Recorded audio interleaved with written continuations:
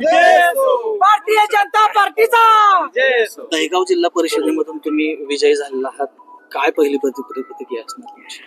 हा विजय मी सगळ्या जनतेला आणि सर्वसामान्य कार्यकर्त्यांना समर्पित करते. एका आमदाराच्या पुत्राला तुम्ही पराभूत केलेला आहे गटामधून, जिल्हा परिषदेच्या गटामधून, काय कसं वाटतं त्याचं? या ठिकाणी आपण बघितलं की दोन्ही शक्ती एकत्र आल्या होत्या आणि त्यांनी त्यांचं सर्वस्व या ठिकाणी पणाला लावलं होतं.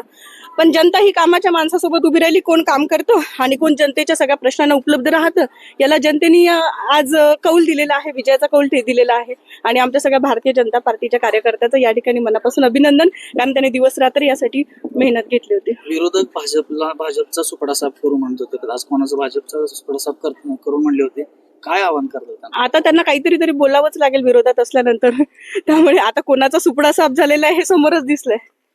तुम्ही 4 महिन्याच्या बाळाला सुद्धा घेऊन प्रचारामध्ये उतरला होता आणि ते विजय खेचून आणण्यात तुम्हाला यश प्राप्त झालं. आता सुद्धा तुम्ही विजयाच्या ह्याच्यामध्ये घेऊन फिरताय लहान मुलीला. कारण एक मी बघितलं आहे की शेतकऱ्याची एखादी शेतकरी महिला जरी असेल, ती रानात जातानाही तिच्या मुलाला सोबत घेऊन जाते. त्याच महिलेपासून मी प्रेरणा या ठिकाणी घेतली. खरं तर ही गोष्ट, हा प्रवास माझ्यासाठी आव्हानात्मक होताच, पण हिला मी घरी ठेवून देखील जाऊ शकत नव्हते. टीका करणाऱ्यांनी छोट्या बाळाला देखील सोडलं नाही, याचं मला खूपच खेद या ठिकाणी वाटतो. पण हा सगळा प्रवास पार पडला. हे आव्हानात्मक गोष्ट ह्या आमच्या सगळ्या भारतीय जनता पार्टीच्या कार्यकर्त्यांनी आणि जनतेने मला ठिकठिकाणी साथ दिली.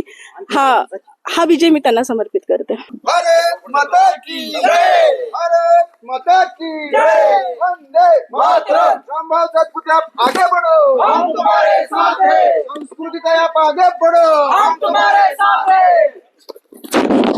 भारतीय जनता पार्टीचा जय हो, भारतीय जनता पार्टीचा जय हो, भारतीय जनता पार्टी